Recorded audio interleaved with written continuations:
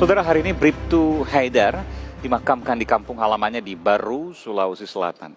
Bribtu Haidar dimakamkan dengan upacara militer.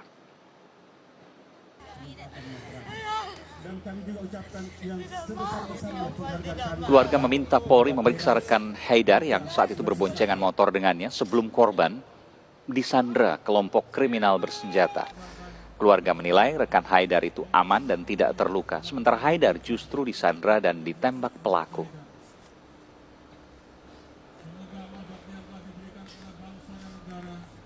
Karena dia kan dalam tugas, kan? Dia dalam tugas, dan ini anak saya dibonceng, Pak. Dibonceng, turun dia jalan, begitu. Nah, kalau dikepung, berarti dia harus mati ya, walaupun setidaknya juga setengah mati lah. Tapi kan tidak ada Pak. Tidak ada Pak. Berarti kan aneh Pak. Namanya tugas yang begini, mati tetap sama mati. Ya, harapannya Bu. Harapannya. Kenapa? Untuk mengusut ya. Ya, kenapa? Ada apa? Ya, di balik semua ini saya menyatakan bahwa ini ada pembicaraan Pak.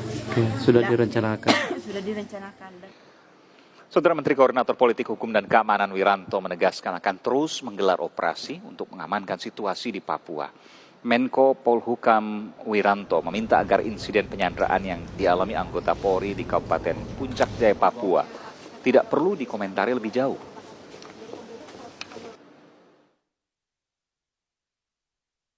Tembak, kadang luka, itu bagian dari operasi itu. Itu bisa setiap hari terjadi. Ya, saya berkali-kali juga melakukan operasi seperti itu. Tunggu saya dibincangkan, Pak. Ya, kita doakan supaya pasukan kita selamat. Ya, kita doakan supaya ada kesadaran ya para para pelaku-pelaku KKSB. Ya. Dan saudara, saya kembali bersama dengan Brigadir Jenderal Polisi Dedi Prasetyo. Juga ada nanti staf khusus dari kantor staf Presiden, Ali Mukhtar Ngabalin. Tapi saya sementara ingin bertanya dulu pertanyaan terkait dengan apa yang kemudian ditemukan. Bahwa ada pembonceng dari Bribtu Haidar yang selamat, tidak kenapa-napa, namun Bribtu Haidar disandra dan akhirnya kemudian tewas. Adakah itu kemudian kejanggalan, Pak Dedi? Nah, jadi gini Mas, perlu saya luruskan Mas ya. Bahwa keduanya itu sudah sepakat ya akan menuju distrik Kusir di wilayah Kabupaten Jaya. Ya. Sebenarnya memang sudah ada komunikasi antara Bribtu Haidar. Bribtu Haidar ini kita kenal orang yang memiliki militansi, kemudian kinerjanya itu melebihi panggilan tugasnya. Dan tingkat keberaniannya sudah teruji dalam 11 kasus. Dia berkomunikasi dengan salah satu tokoh yang tadi saya sebutkan tadi di struktur ini. Ya. Ya. Salah satu tokoh ini saudaranya sudah pernah ditangkap oleh timnya Bribtu Haidar. Ketika komunikasi terjalin, keduanya melakukan penyelidikan di sana. Pada saat melakukan penyelidikan, Bribtu Haidar turun dari kendaraan untuk menemui seseorang yang sudah terjalin komunikasi duluan. Ini salah satu kelompok dari GM atau G tadi. Kemudian si temannya Alfonso, dia memiliki naluri juga, kok sepi. Maka dia panggil temannya, sudah kita kembali aja. Begitu mau mendekati motor, atau secara spontan kelompok itu menyergap. Yang menyergap saudara Haidar. Alfonso melihat kondisi seperti itu, langsung melarikan diri untuk minta bantuan. Pada saat dia melarikan diri, ditembak juga Mas. Pakai trailnya itu, ditembak, dia loncat dari kendaraan, lari masuk hutan. Oke. Karena suara tembakan itu dengan posnya itu tidak terlalu jauh, maka akan terdengar kan. Maka mereka langsung kelompok melarikan saudara Haidar masuk ke dalam hutan. Oke. Dalam proses tersebut, tim gabungan dari TNI Polri mendengar informasi itu langsung melakukan pengejaran dan coba melakukan negosiasi. Tapi dalam proses negosiasi itu, dalam perjalanan, kemudian ada kondisi lengah, Bribtu Haidar mencoba untuk melarikan diri. Pada saat melarikan diri itulah korban ditembak oleh para pelaku itu. Begitu ceritanya sebenarnya, Mas. Jadi tidak ada kecurigaan dari sang pembonceng itu, bahwa memang ada kebetulan karena ia menyelamatkan diri? Tidak ada, Mas. Jadi mereka itu memang melakukan infiltrasi penyelidikan ke daerah musuh atau distrik kusir tersebut yang memang itu dikontrol oleh kelompok KKB, kelompok G itu. Kelompok KKB yang selalu melakukan intimidasi maupun kejahatan, pemerasan, kemudian kejahatan-kejahatan lain. Seperti itu, Pak. Baik, baik. Saya ke Pak Ali Mokhtar Ngabalin. Bung Ali Mokhtar, tentu ini menjadi pertanyaan karena TNI Polri berhasil mengisolasi, namun senjata yang dimiliki oleh kelompok kriminal bersenjata, meskipun di media sosial itu kemudian banyak yang mendesak bahwa itu bukan KKB, itu adalah teroris karena melakukan pembunuhan terhadap aparat, sama seperti kemudian teroris-teroris yang beroperasi di daerah lain di Indonesia. Dari mana kemudian senjata itu mereka dapatkan? Apakah kemudian istana juga membahas secara khusus soal ini? Ya, Mas Aiman, Assalamualaikum warahmatullahi wabarakatuh. Yang paling pertama untuk harus mendapatkan perhatian penting dari apa yang sedang dilakukan ini adalah semua informasi publik terkait dengan peristiwa ini. Saya ingin mengimbau pertama kali yang harus bisa mendapatkan informasi itu adalah. Saya agak kurang bisa mendengar Pak Ali Mokhtar Ngabalin. Bung Ali bisa lebih jelas lagi mungkin, lebih dekat lagi?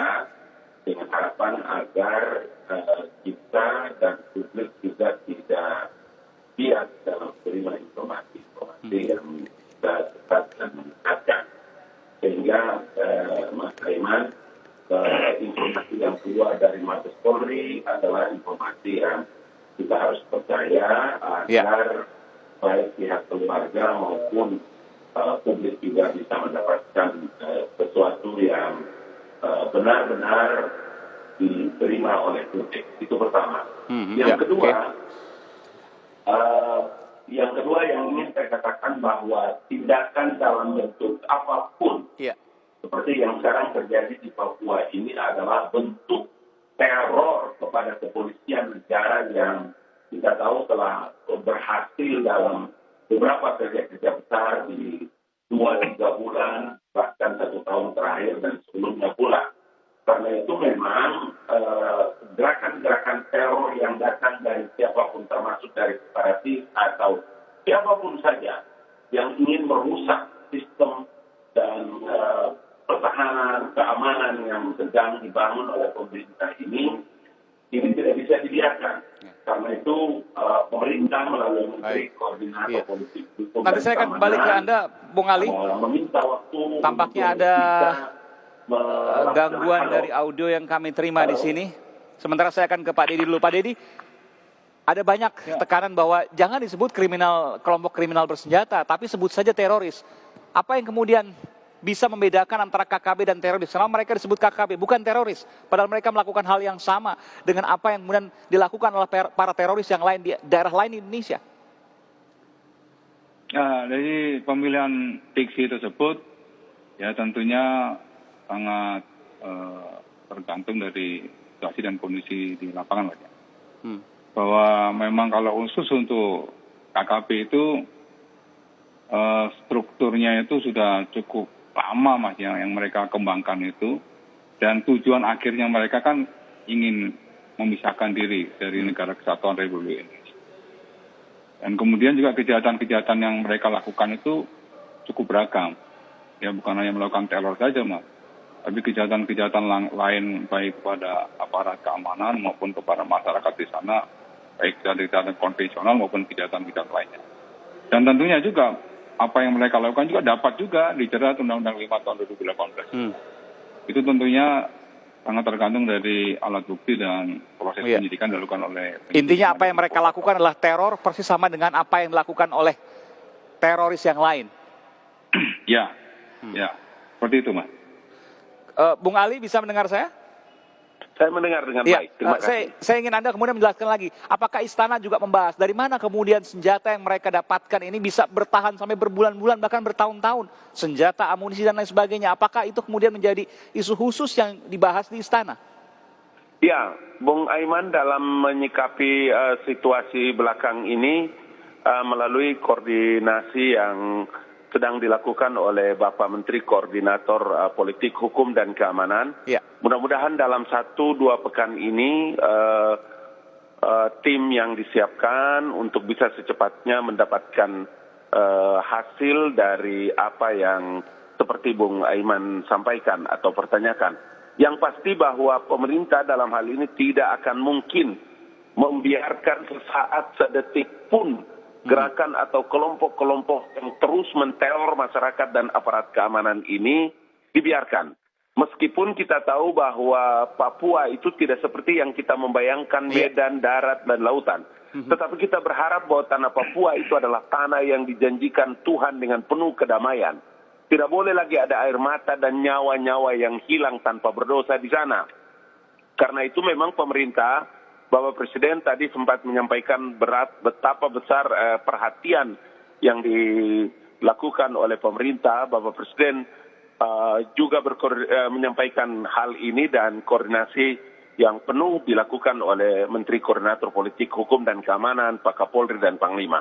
Insya Allah pemerintah memberikan jaminan kepada masyarakat maupun aparat keamanan yang ada di sana untuk bisa dilakukan langkah-langkah yang tepat dan cepat. Oke, terakhir apa yang kemudian disampaikan oleh mungkin Presiden atau Pak JK hari ini sudah mengatakan bahwa harus menyerang balik karena kita diserang. Adakah kemudian pernyataan yang juga disampaikan oleh pihak istana, mungkin Pak Presiden atau mungkin Menko atau mungkin Menteri Pertahanan? Bapak dan kawan-kawan yang ada di Kepolisian Negara dan TNI akan mengetahui secara tepat. Beliau punya pengetahuan yang luar biasa langkah-langkah apa yang bisa dilakukan secara teknis dalam menghadapi situasi seperti apa yang disampaikan statement Bapak Wapres. Oke, baik. Terima kasih Bung Ali Mokhtar Ngabalin, tenaga ahli utama Kantor Staf Presiden. Terakhir untuk Pak Dedi, Pak JK sudah mengatakan bahwa serang balik kelompok bersenjata. Apakah akan ada eskalasi yang ditambah, eskalasi besar-besaran untuk kemudian mengepung dan menumpas kelompok kriminal bersenjata ini? Sampai dengan hari ini, untuk kekuatan TNI Polri yang ada di Papua, baik yang BKO dari beberapa kesatuan maupun dari organik sudah cukup, Mas. Di langkah kita tetap utamanya dan fokus kita adalah melakukan penegakan hukum terhadap siapa saja melakukan perbuatan melawan hukum. Ya, itu terus akan kita lakukan, Mas, sampai kapanpun, dan kita tidak pandang bulu di situ. Artinya bahwa keberadaan TNI Polri selain memberikan jaminan keamanan, penegakan hukum terus akan kita lakukan terhadap kelompok-kelompok tersebut. Baik, sekali lagi kami turut prihatin atas apa yang terjadi terhadap keluarga besar Polri yang kemudian salah satu anggotanya gugur, yakni Bribtu Haidar. Semoga kemudian Polri dan juga TNI bisa mengatasi apa yang terjadi di Papua dengan cepat dan tidak ada lagi korban yang jatuh di sana. Terima kasih Brigadir Jenderal Polisi Dedi Prasetyo, Kepala Biro Penerangan Masyarakat Divisi Humas Polri, telah memberikan informasi di program Sapa Indonesia.